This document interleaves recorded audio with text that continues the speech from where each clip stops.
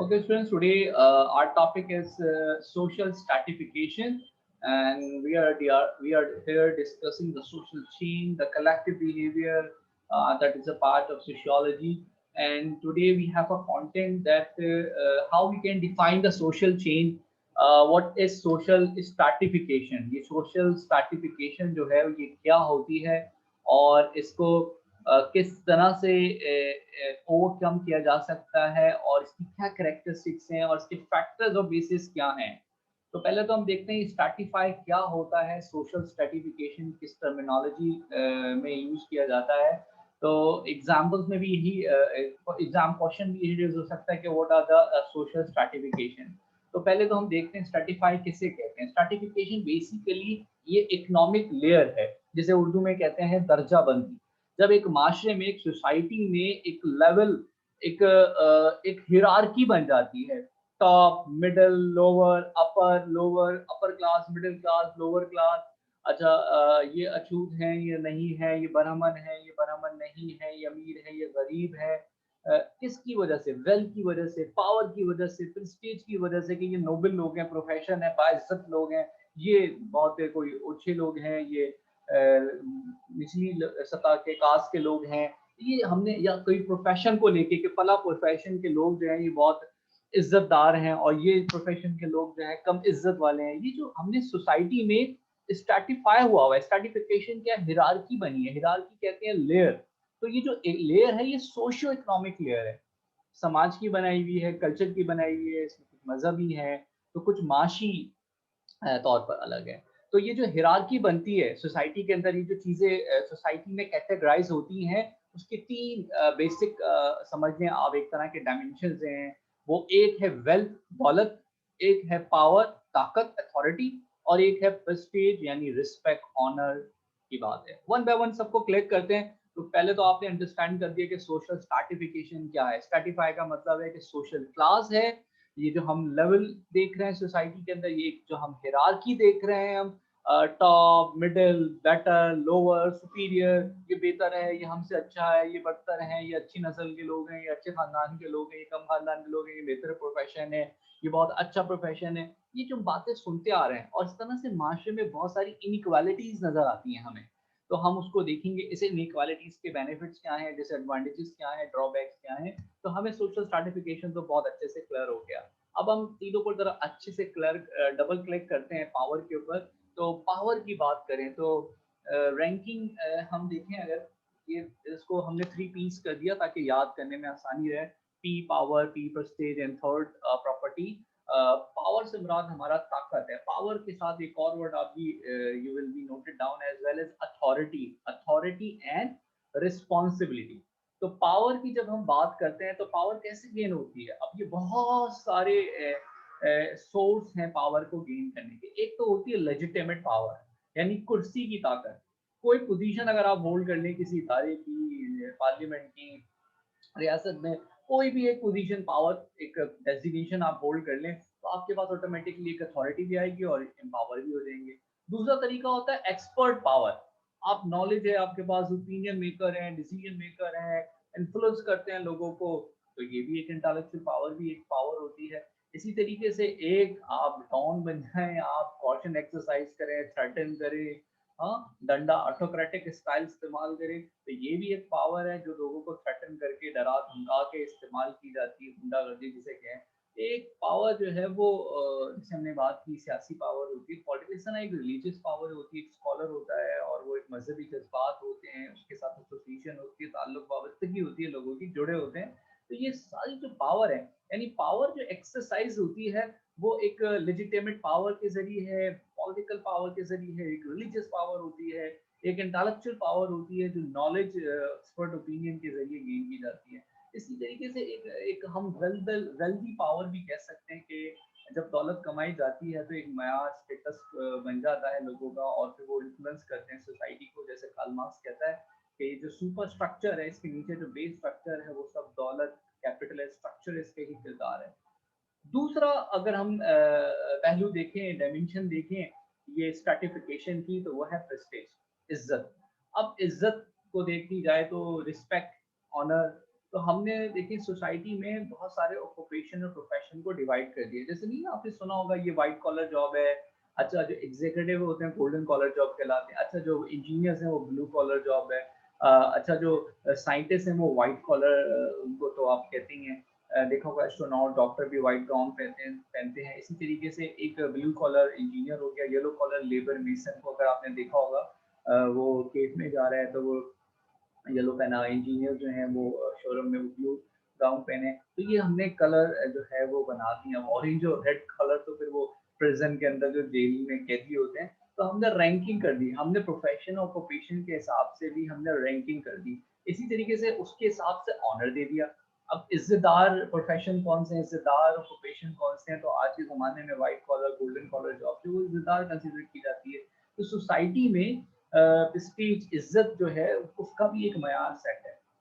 कौन लोग ज़्यादा इज्जत के लायक कहलाएँगे और कौन लोग कम इज्जत के लायक कहलाएँगे। तो इसमें कहीं न कहीं कास्ट भी होती है, जैसे कि रिलीजन में होता है कि भई भई तुम सैयद हो, तो तुम शाह हो और जो है वो तुम्हारा ताल्लुक वहाँ से है। अच्छा भई तुम जो है वो फलाँ हो, फलाँ तुम सौदागरान हो या तुम जो है वो फलाँ जमात से फलाँ तो तुम्हारी नस्ल ये है, तुम्हारी कास्ट सिस्टम है, क्रीड सिस्टम है, ये भी आपको जो है वो कि हम उससे सुपीरियर हैं, हम सबसे बेहतर हैं। तो ये भी सोसाइटी में हमें नज़र आता है और उनको इज़्ज़त की निगाह से देखा जाता है कि भई हम फला-फला हैं और हमारा ताल्लुक ऑब्वियसली यहाँ से है, हम ब्लैक्स हैं, नेग्रोज़ हैं, हम व्हाइट्स हैं, व्हाइट सुप्रीमेसी है। तो ये जो प्रेस्टीज है, ऑनर है, रिस्पेक्ट है, ये एक सोसाइटी के अंदर जो है वो डिवीज़न मार्जिनलाइज़। और तीसरा सबसे अहम जो अगर कोई है तो वो है प्रॉपर्टी, वेल्थ, दौलत। तो पावर का जो गेम है वो ऑफ स्टेज हो, वो सब हमें ऐसा लगता है कि मैनिपुलेट है वेल्थ से। दौलत से इसका कहीं न कहीं बहुत इंटरलिंक है। Property, wealth, accumulation of property is become a wealth और वो जो दौलत है यानी possession of hold of the property. तो जितनी ज़्यादा आपके पास गाड़ी, घर, बंगलो, प्रॉपर्टी, प्लांट, फैक्ट्री चीज़ें ओन करते जाएँगे, उतनी दौलत बनेगी और उतना आपके पास इन्फ्लुएंसिंग पावर बनेगी। एक फैक्ट्री चलाओ तो 200 वर्कर काम करने वाले, एक ऑर्गेनाइज़ेशन चलाओ तो 5000 लोग आपके अंडर काम करने वाले हैं, आप उनको एक्सरसाइज़ कर सकते हैं आपकी पावर। तो ये प्रॉपर्टी वेल्थ जो है ये भी एक स्ट्रैटिफ़ाई कर देती है। जिसके पास जितनी माल दौलत है, वो उतना ही इज़्ज़तदार भी कहलाने लगता है, पावरफुल भी कहलाने लगता है। तो ख़ैर लेकिन ये तीनों डिबेट्स हैं कि अब हम ये कह सकते हैं कि पावर फर्स्ट है, सेकंड प्रेस्टीज है, फिर थर्ड प्रॉपर्टी। हम ये भी कह सकते हैं कि नहीं फर्स्ट प्रॉपर्टी है, सेकंड प्रेस्टीज है, थर्ड पावर है। और इसका वाइस वर्सा हम ये कह सकते हैं नहीं फर्स्ट प्रेस्टीज है, सेकंड प्रॉपर्टी है, थर्ड पावर है। It depend on the type of society. Her societies की अपनी प्रायोरिटी है। कुछ सोसाइटीज़ के लिए डोमिनेटिंग फैक्टर जो है वो पावर है, तो कहीं प्रेस्टीज है, तो कहीं प्रॉपर्टी और वेल्थ है। ये जो कैपिटलिस्ट सिटी है ना, यहाँ तो आपको प्रॉपर्टी और वेल्थ ज़रा ज़्यादा नज़र आएँगी। ठीक है? और जहाँ मज़हबी जमहूरियत है, आइडियोलॉजिकल है, तो वहाँ आपको प्रेस्टीज की बात नज़र आएगी, पावर नज़र आएगी। कहीं आपको ऑटोक्रेटिक कंट्रीज़ में जो स्टाइल ऑफ लीडरशिप है जहाँ, तो वहाँ हमें पावर नज़र आएगी। तो ये बात तो तय है कि power, Prestige and the property यानी वेल्थ, पावर एंड प्रेस्टीज ये तीनों फैक्टर्स जो हैं वो बहुत ज़्यादा इम्पोर्टेंट हैं। किस लिए इम्पोर्टेंट हैं? क्यों? क्योंकि ये सोसाइटी की खूबसूरती बनाते हैं। जैसे कि एक अगर आप फ्लावर बुके बनाएँ तो उसमें रेड, येलो, ग्रीन जब कलर्स होते हैं तो वो कलरफुल बुके बनता है। तो ये जो इनइक्वालिटीज़ हैं, ये जो डिफरेंसेस हैं कास्ट के, ग्रीड के, वेल्थ के, यही एक सोसाइटी की खूबसूरती है और इसको एक्सेप्ट करना पड़ता है। लेकिन इसमें कुछ बहुत सारे डिस्क्रिमिनेशंस भी हैं। हम ज़रा उस एस्पेक्ट की तरफ आते हैं। डिस्क्रिमिनेशन समझते हैं? यानी तफ़र्क़े, फ़र्क, दरमियान फ़र्क है। जैसे कि जेंडर को देख लें आप, तो मेन एंड वुमेन का एक बहुत बड़ा ह्यूज डिफरेंस हमें नज़र आ रहा है। इसी तरीके से अगर वो किसी कास्ट से बिलॉन्ग करता होगा, तो उसको वहाँ भी एक डिफरेंस नज़र आएगा माशरे में, सोसाइटी में। क्यों कहेगा अच्छा फलादार है, अच्छा तुम तो हमारी टीम के, अच्छा हाँ, तो हम तुम्हें ज़्यादा अहमियत देंगे। अरे नहीं, हमारे वाले नहीं, ये तुम्हारे वाले। ये जो हमारे वाले, तुम्हारे वाले सबने अपने-अपने 1.5 इंच की मसाजिद बना के अपने ग्रुप सेक्ट करके बना के रखे हैं। तो वो एक दूसरे को फिर क्या करते हैं, उनकी डिसीजन मेकिंग भी बायस होती है, अंडर द इन्फ्लुएंस होती है। ये जो डिस्क्रिमिनेशन है, ये ज़िंदगी में बहुत सारी अपॉर्चुनिटीज़ को किल कर देता है सोशल हायरार्की के अंदर। अब कोई ये कहे, आपने वो कोटेशन सुनी है, आपको याद होगा if you born poor it is not your mistake, but if you die poor it's your mistake. अरे सब रबिश है, सब फजूल है। क्यों भाई?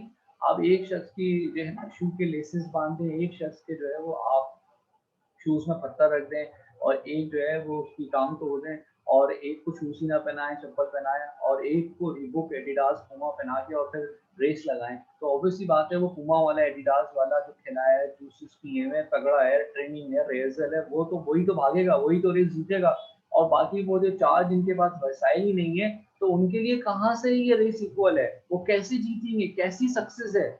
तो ये तो बात तब हो जब सबके लिए इक्वल अपॉर्चुनिटी हो और सबके पास इक्वल रिसोर्सेज हो, फिर कंपटीशन हो, तो चलो समझ आए fair competition without any discrimination.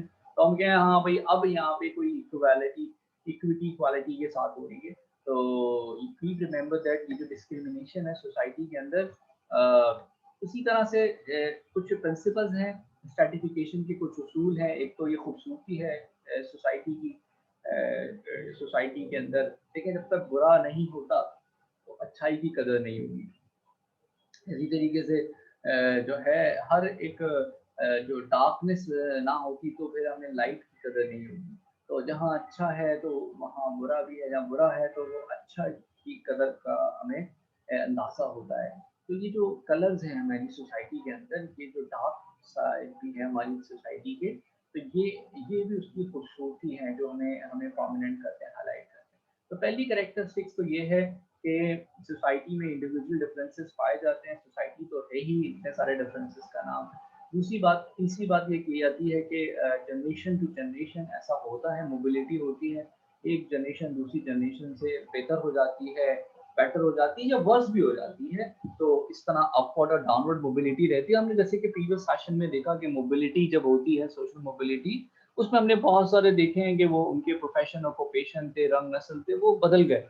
First generation जो थी वो फूड के तैयार थी, तो सेकंड जो है वो शेल्टर के लिए, तो थर्ड जनरेशन जो है 3G मतलब है थर्ड जनरेशन, तो वो क्लोथिंग की तरफ गए। जब फर्स्ट सेकंड थर्ड जनरेशन ने फूड शेल्टर क्लोथ, रोटी कपड़ा मकान का मसला हल कर लिया, तो फिर फोर्थ जनरेशन गई है जो है वो हेल्थ की तरफ गई, चलो अब अच्छी हेल्थ मिल जाए, हाइजीन मिल जाए। फिर फिफ्थ जनरेशन यानी 5G, तो 5G गई किस तरफ? वो गई फिर अपने एजुकेशन की तरफ, कि चलो स्किल्स भी ले लेते हैं, पढ़ भी लिख लेते हैं, हुनर हासिल कर लेते हैं, एजुकेशन स्किल हासिल हो जाती है, तालीम आ जाएगी हमारे पास। फिफ्थ है, और फिर 6G, यानी 6G मतलब यानी सिक्स जनरेशन, वो जाके फिर एक अच्छे रोजगार एम्प्लॉयमेंट को तलाश करेगी, इंडिपेंडेंट हो जाएगी, बिजनेस करेगी, एंटरप्रेन्योर। जब ये 6 basic necessities, food, shelter, health, education, employment, हर एक एक जनरेशन करती जा रही है, फर्स्ट जनरेशन ने एक हासिल किया, सेकंड ने दूसरा, तीसरी, चौथा, पांचवा, 6 नस्लें मिट गई, फिर जाके ये सारी चीजें आपको मिली, तो ये अपवर्ड मोबिलिटी हो गया। लेकिन अगर कोई इसी का वाइस वर्सा कर लेता है, रिवर्ट कर देता है, तो ये कम भी हो सकता है। तो ये जो हम जनरेशन टू जनरेशन एक कंपटीशन देख रहे हैं, जनरेशन टू जनरेशन हम चेंज देख रहे हैं, this is called what the social mobility. ये अपवर्ड भी होता है और ये डाउनवर्ड, और यही एक वजह बनती है डिस्क्रिमिनेशन की। ठीक है, जो आज किसी के अरूज पर मौजूद हैं, सवाल नहीं है, उनको हो सकता है अगली जनरेशन में उनको कुछ कोई मुश्किल का सामना करना पड़े, या आज जो मुश्किल का सामना कर रहे हैं तो कल आने वाला वक्त उनका दिन फिर जाए और वो एक बेटर ऑफ पोजीशन में जाए, और everyone is trying to better off and better off and better off position. इसी तरीके से हम बात करते हैं कि ये यूनिवर्सल फैक्ट है कि ये वेरिएबल वेरिएशन तो होगा। कोई ये कहे कि ये बुरा है, इसको हम खत्म करेंगे, हम पूरी सोसाइटी को इक्वल कर देंगे, जैसे कि कार्ल मार्क्स ने कहा कि सोसाइटी में क्लासलेस सोसाइटी बनाऊंगा, तो भाई क्लासलेस सोसाइटी तो पॉसिबल ही नहीं है कैसे कैसे करेंगे कि सबको इक्वल रिसोर्स मिले? तो ये थोड़ा सा मुश्किल है, लेकिन it involve both inequality and the belief. तो यहाँ पे बिलीफ भी डिफरेंसेस हैं, इनइक्वालिटी। तो हम देखते हैं एक एक करके। अब जरा वेल्थ की बात करते हैं हम। तो वेल्थ जो है बेसिकली मैंने आपको बताया था, अकुमुलेशन ऑफ प्रॉपर्टी है, कैसे दौलत जमा की जाती है, पैसा पैसा मनी बिकेट्स मनी, पैसा पैसे को बनाता है, one one assets create another assets. तो ये इन्वेस्टमेंट डबल कर देते हैं उसको, एसेट बढ़ जाते हैं, जितने ज़्यादा एसेट्स बनाएंगे, जितने ज़्यादा प्रॉपर्टी होल्ड करते जाएंगे, तो आपकी वेल्थ बढ़ती चली जाएगी। आप सारे माशी वसाइल को देखें ना, ये पहाड़, दरिया, दरख्त, ये किसके हैं? आप देखेंगे कुदरत के हैं, नेचर के हैं, लेकिन दरख्त जंगल से जो काट के ला रहा है वो कहते हैं मेरे, जो पहाड़ काट के रोड बना रहा है वो कहता है रोड हमने बनाया है। वो उसमें से उसी चीज़ों को, कुदरत की वसाइल को इस्तेमाल करके कोई गाड़ी बना रहा है, कोई घर बना रहा है, वो कहता है ये मेरा है, मैं बेचूँगा। तो जितने भी वसाइल हैं उसको मेहनत इस्तेमाल करने के बाद वो उसको ओन करता जा रहा है इंसान। इंसान की जो असल प्रॉपर्टी है वो उसकी मेहनत है, लेबर है, और उससे वो पजेस करता जा रहा है, होल्ड करता जा रहा है प्रॉपर्टी को। तो इस तरह से वो उसको फिर सेल करता है, बेसिकली वो चीज़ों को नहीं बेच रहा, वो अपनी एफर्ट को, अपनी लेबर को सेल कर रहा है। और इस तरह उसके पास दौलत आती है, इनकम आती है, और यही इनकम का लेवल जो है वो एक स्ट्रैटिफिकेशन करता है, कोई कम मेहनत करता है, कोई ज़्यादा मेहनत करता है, किसी की कम सैलरी है तो किसी की ज़्यादा सैलरी है, किसी की कम रिवॉर्ड है। अब इसी तरह वेल्थ में, लेकिन जो कार्ल मार्क्स है इसको इस एस्पेक्ट से देखता है कि अगर गौर किया जाए तो ये जो हमारी सोसाइटी के अंदर सबसे बड़ा जो डिफरेंस है वो हैव और हैव नॉट का है। एक वो लोग हैं जिनके पास बहुत कुछ है, और एक वो हैं जिनके पास कुछ भी नहीं है, सफिशिएंट नहीं है कि वो ज़िंदगी भी गुज़ार सकें बेसिक। तो वो कहता है कि एक तरफ बोurgeois है, दूसरी तरफ प्रोलेटेरिएट है। यानी इसका मतलब एक तरफ कैपिटलिस्ट है, सरमायादार है, तो दूसरी तरफ बेचारा मज़दूर तबका है, जो उस सरमायादार के लिए काम करता है और वो उसको एक्सप्लॉइट करता है, इस्तेहसाल करता है उसका, उसको कम मुआवज़ा देता है, उसके मुकाबले में उससे ज़्यादा उजरत, उससे ज़्यादा उजरत उसकी कम होती है, उससे ज़्यादा उसकी जो है वो मेहनत जो है लेबर इस्तेमाल की जाती है, और उसको उसकी जो उसकी प्रॉपर्टी बनेगी उससे दूर रखा जाता है। अब अगर हम डिप्राइव ऑफ इनकम हो, अगर हमारी दौलत इतनी ना हो, हमारे पास हम वेल्थ ही ना बना सके, तो हम क्या कहलाएँगे? हम गरीब कहलाएँगे। और गरीब पॉवर्टी जो है वो क्या है बेसिकली? पॉवर्टी यही है कि यू आर डिप्राइव, डिप्राइव समझते हैं? यानी महरूमी। आप डिप्राइव हो, किस चीज़ से डिप्राइव हो? अब तो पॉवर्टी लाइन खींच दी गई है कि भई 6000 से 7000 से 8000 से कम कमाने वाला पॉवर्टी लाइन में है। ठीक है भाई, यूएन ने दे दिया, उसने कैपिटल इनकम बताई कि टोटल इतना हमारा ये है एवरेज, तो उसके मुताबिक अगर कोई इससे बिलो द लाइन होगा तो वो पॉवर्टी लाइन हो, गुर्बत की लकीर से भी नीचे जी रहा है, इसका मतलब है। तो पॉवर्टी, गुर्बत क्या है भाई? एक टैंक बाल्टी में लेके जा रहा है पूरा, एक पाउच लेके जा रहा है, एक उससे छोटा मिनी पाउच लेके जा रहा है, एक जो है वो लार्ज पाउच लेके जा रहा है, एक ₹7 वाला, ₹8 वाला, ₹10 वाला साशे लेके जा रहा है। तो उन्होंने ये क्या शो कर रहा है? Purchasing power of the each and every person. ठीक है? तो गुर्बत जो हमें नज़र आ रही है, poverty can be measured in 2 ways. एक एब्सोल्यूट पॉवर्टी है जो वाक़ई आपके पास जो ज़िंदगी के बुनियादी वैसे तो 5 6 बेसिक नेसेसिटीज़ हैं जो मैं आपको एक बार फिर से बता दूँ। 3 बेसिक तो सुना था आपने, फूड, शेल्टर, क्लॉथ, लेकिन 3 और ऐड कर दें यूएनओ के अकॉर्डिंगली, उसमें हेल्थ, एजुकेशन एंड एम्प्लॉयमेंट। ये 6 की 6 बेसिक नेसेसिटीज़ हैं ज़िंदगी की। अगर इससे अगर महरूम हैं, फूड आपको मयारी नहीं मिल रहा कि आप 2 वक़्त का खाना भी खा सकें, आपके पास शेल्टर नहीं है, जगह नहीं है सर ढाँपने की, रहने की, सोने की, क्लॉथिंग नहीं है अच्छे प्रॉपर जो आपको गर्म रख सकें, ठंडा रख सकें गर्मियों में, आपको, और लेकिन इसी तरीके से हेल्थ नहीं है कि आपको कोई बीमारी हो, या फिर आपके पास एजुकेशन नहीं है कि ताकि आप अपने आप को स्किल सेट के तहत अपनी ज़िंदगी गुज़ारने के तौर तरीके आपको आ सकें, और आखिरी एम्प्लॉयमेंट, रोज़गार इसलिए ज़रूरी है ताकि आप अपनी ज़रूरतों को खुद बज़ाते खुद पूरा करें। तो दुनिया में बहुत सारे वेस्टर्न मॉडल इस तरह के डिज़ाइन हुए हैं यूरोपियन कंट्रीज़ में कि वो जो basic necessities of human life है वो गवर्नमेंट प्रोवाइड करती है, इसी वजह से कि ताकि वो फिर क्रिएटिव इनोवेशन या अपनी रिस्पॉन्सिबिलिटी को समझ सके।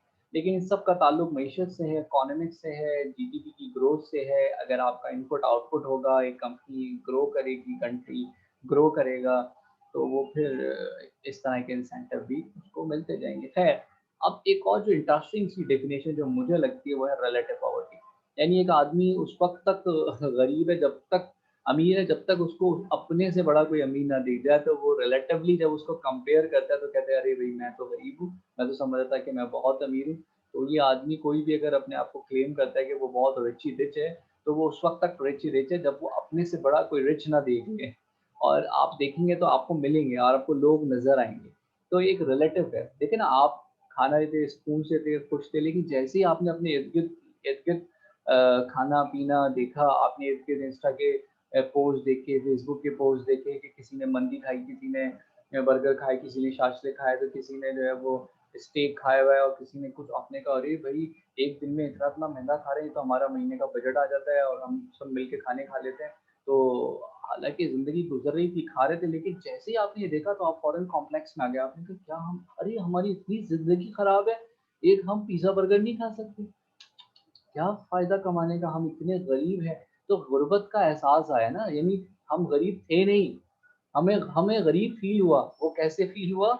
जब एक सेंस ऑफ सिक्योरिटी शो हुई, जब एक रिलेटिवली कंपेयर किया गया। तो आप गाड़ी में थे, सुकून से आते थे, सुकून से जाते थे, आप खुश थे, लेकिन जैसे ही आपके बराबर से एक चमचमाती हुई एक गाड़ी गुजरी, उसमें ना कुछ, तो आपने कहा यार मेरी गाड़ी तो बिल्कुल कचरा है, कुछ भी नहीं है, मैं तो बहुत गरीब हूँ, मेरी तो बहुत कोई छोटी गाड़ी है। तो रिलेटिव पॉवर्टी क्या है? वो कहते हैं poverty is major based on the economic disparity between those at the bottom of society and the rest of the society. तो relatively poverty is a relative term. Poverty क्या है? एक रिलेटिव टर्म है। रिलेटिव से मुराद हमारा क्या है यहाँ पे, कि जब तक उसको हम कंपेयर करेंगे तो फिर हमें पता लगेगा। चले जी, दूसरी बात, पावर पे आ जाते हैं हम। बड़ा इंटरेस्टिंग टॉपिक है this, quite very interesting topic. अब पावर की बात करते हैं तो पावर, मैंने कहा था कि पावर क्या होती है? एबिलिटी होती है to control and to influence the other, दूसरों की राय आमा को बदलना है, पब्लिक ओपिनियन डेवलप करना, लोगों की विल पावर को चेंज कर देना। तो आजकल तो यही कहा जाता है कि पैसा सबसे बड़ी ताकत है, माइट इज राइट, जिसकी लाठी उसकी बहस, और लाठी आती पैसे से है। तो खैर ये पोजीशन है, नॉट नेसेसरी कि money is only the one source of power. Expert knowledge भी होती है, मैंने आपको बताया था, मैंने आपको पॉलिटिकल पावर भी बताई थी, मैंने आपको रिलीजियस पावर भी मैंने आपको बताई थी।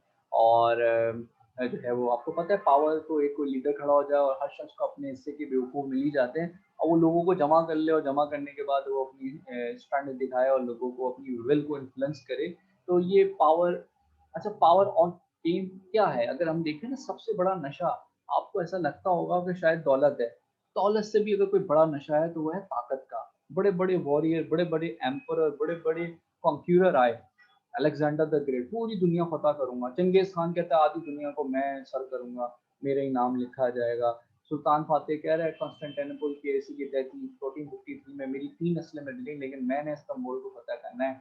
और इस तरह के बड़े बड़े फातेह हमें नजर आए। और जो है वो क्योंकि शोहरत है ना, यानी जो मजा दौलत के कमाने में नहीं, उससे ज्यादा कहीं ज्यादा जो प्लेजर और सेटिस्फेक्शन है वो पावर को गेन करने में है।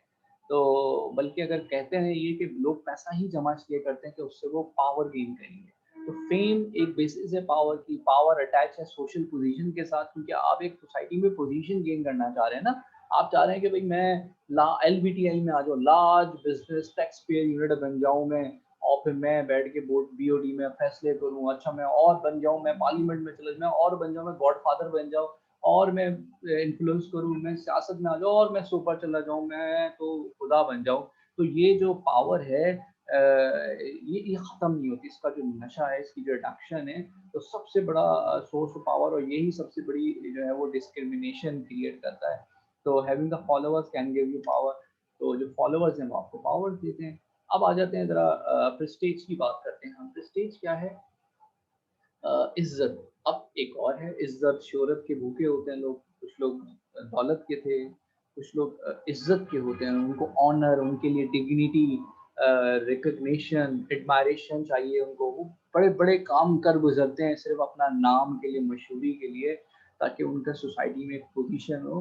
तो ये भी सोसाइटी के अंदर है। और कुछ हर इदारे में, हर सोसाइटी के अंदर हम हमारे कुछ सेट स्टैंडर्ड्स एंड नॉर्म्स हैं कि जिससे ये समझा जाता है कि ये ऑक्यूपेशन अच्छा समझा जाता है, ये ऑक्यूपेशन बुरा जाता है। देखिए ना, दुनिया में अगर इस वक्त देखें ना, दुनिया बायपोलर है, दो हिस्सों में डिवाइड हुई है। एक अमीर गरीब तो है ही, गोरा और काला तो है ही, लेकिन उसके अलावा भी है। एक है मैनुअल वर्क डन, हाथ से काम करते हैं मजदूर, वेजेस, किसान तक के। एक है मेंटल वर्क डन, जो कि कुछ नहीं करते, जो माइंड से अपनी एनर्जी को, अपने आइडियाज को शेयर करते हैं, जिसको मैनेजमेंट साइंसेज और ये एंटरप्रेन्योर और ये सब लीडरशिप, ये सारी बातें आपने देखी होंगी। एक फिजिकल वर्क डन है और एक मेंटल वर्क डन है। तो आप देखेंगे दुनिया के अंदर ये दुनिया इस तरह से मार्जिनलाइज हुई है कि जो मेंटल वर्क डन है उसकी जो वेजेस हैं वो कहीं गुना ज्यादा है, उसके मुकाबले में जो फिजिकल लेबर है वो चीप है। तो दुनिया खुद ब खुद डिवाइड हुई। अगर आप एक ऐसा ऑक्यूपेशन चूज करते हैं, जैसे मिसाल के तौर पे 70 to 75% जो कंट्री कंसिस्ट ऑफ एग्रीकल्चर, लेकिन अगर आप खेती बाड़ी करने लग जाए, अनाज गन्ना, लोग कहेंगे ओ टमाटर उगाते हो, गन्ना बेचते हो, तुम तो खेती बाड़ी करते हो, है मजदूर लोग। तो ये फौरन से हमें शायद ये आएगा कि शायद कोई हम बुरा काम कर रहे हैं, है ना?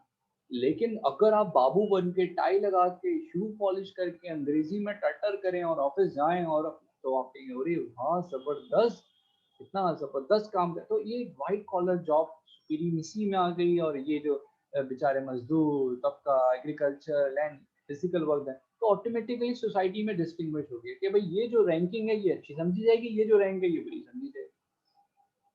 तो दुनिया में इस तरह की हमें स्ट्रैटिफिकेशन नज़र आती है।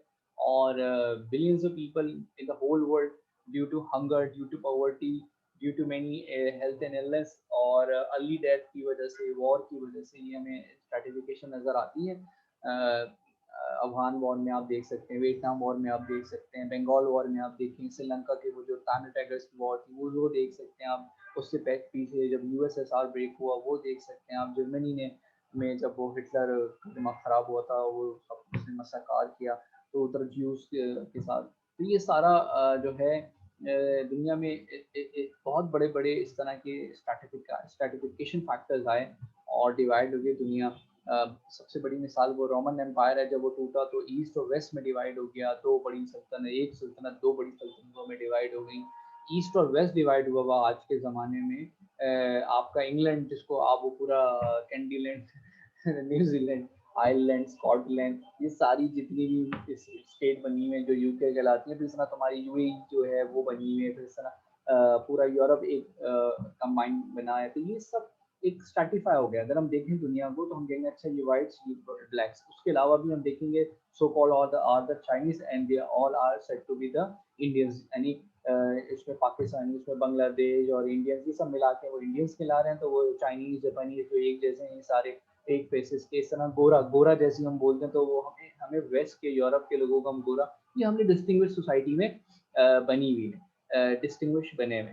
अब उसी के अकॉर्डिंगली प्रोफेशन भी हैं, ऑक्यूपेशन भी हैं। लेकिन अब दुनिया तो फॉलो कर रही है ग्लोबल इम्पैक्ट है। देखो पहले अमेरिकन आइडल था, फिर वो इंडियन आइडल बना, फिर वो पाकिस्तान आइडल बन गया। पहले वो कौन क्या था वो बिलीनियर जो है वो बिलीनियर, फिर वो प्रोग्राम कौन बनेगा करोड़, वो बिकम अ बिलीनियर, कौन बनेगा करोड़पति। हमारे यहाँ भी कोई इस तरह का प्रोग्राम गेम शो हो जाए। तो कहने का मकसद ये कि हम तो ग्लोबली, पहले वो फुटबॉल लीग हुआ करती थी, फिर वो आईपीएल हुआ, तो फिर हम आपके यहाँ पीएसएल हो गया, तो फिर बीपीएल हो गया, तो फिर वो श्रीलंकन लीग हो गई। तो सब एक दूसरे को कॉपी करके, अब तो अगर बात की जाए तो अब जो अगला डिस्क्रिमिनेशन है वो तो खत्म होता जा रहा है, और दुनिया एक ग्लोबल विलेज बन रही है। अब तो एक ही कल्चर दुनिया में फैल रहा है, वो है कॉर्पोरेट कल्चर। यानी हम बालिहाज Unilever, Procter and Gamble, Adidas, Puma, Coke, Pepsi एक हैं। हम सब एक हैं। हम सब पेप्सी पीने वाले हैं, हम सब कोक पीने वाले हैं, हम सब पिज़्ज़ा खाने वाले हैं, हम सब जो है वो सबवे खाने वाले हैं, हम सब जो है वो सब एक जैसे खाने, एक जैसे कपड़े, एक जैसा फैशन। तो अब तो सिर्फ एक ही दुनिया में कल्चर, कॉर्पोरेट कल्चर रह गया, बाकी सारे कल्चर डिफ्यूज हो गए। तो स्टार्टिंग, अब ये भी एक स्ट्रैटिफिकेशन हो गई है। अब इसमें भी कंपनीज डिवीजन हो गई है। अरे तुम तो एप्पल वाले हो, अच्छा तुम सैमसंग वाले हो, अरे तुम तो हायर वाले हो, अरे तुम तो जो है वो फला कंपनी। तो ये जो चीजों को होल्ड करना जो है, ये एक स्ट्रैटिफिकेशन बनता जा रहा है। तो I think you will be understand that global impact as well. और अब मैंने जैसे पॉवर्टी लाइन पे आपको बताया था, ये देखिए कुछ फैक्ट्स हैं जो मैं आपको समझाना चाहता था कि देखिए poverty up to 50% above poverty line से जो है लोग, मैंने बताया था एब्सोल्यूट पॉवर्टी क्या है, जिसमें जो इंडिविजुअल्स हैं वो बेचारे फूड, शेल्टर और सेफ्टी उनको ना मिल सके। अच्छा, रिलेटिव प्रॉपर्टी पॉवर्टी मैंने आपको बताया था कि डिप्राइव कर रहे हैं some people in relation to those who have more. तो जिनके पास ज्यादा है, अब हम कह रहे हैं वो भाई जेफर बॉज, ओहो अमेज़न का तुमने बिलियन ट्रिलियन कमा लिया। भाई तुमने कमा लिया, लेकिन उसके बरक तुमने बाकी लोगों को तो बेरोजगार, तुम एक ही शख्स ने सारी दौलत समेट ली, चंद हाथों में समेट गए, बाकी लोग रह गए। तो सारी कामयाबी, सारी दौलत चंद ही लोगों के हाथों में, बाकी दुनिया क्या वेली है यहाँ पे। तो क्या गरीब इसलिए नहीं है कि वो बेहद ही अमीर है। तो खैर ये जो लाइफ चांसेस हैं, अपॉर्चुनिटीज हैं, वो सबको इक्वल हो, मार्केट सबके लिए ओपन हो, तो फिर हम कहेंगे गरीब और अमीर का फर्क मिटेगा।